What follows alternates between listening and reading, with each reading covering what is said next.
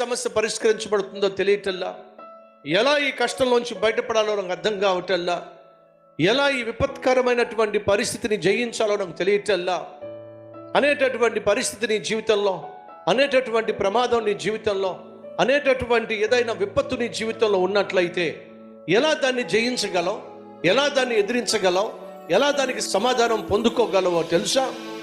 ప్రార్థన ద్వారా మాత్రమే. నువ్వు ప్రార్థన చేయకుండా ప్రభు దగ్గర నుంచి పరిష్కారం పొందుకోవాలి అని అనుకోవడం కేవలం అవివేకం.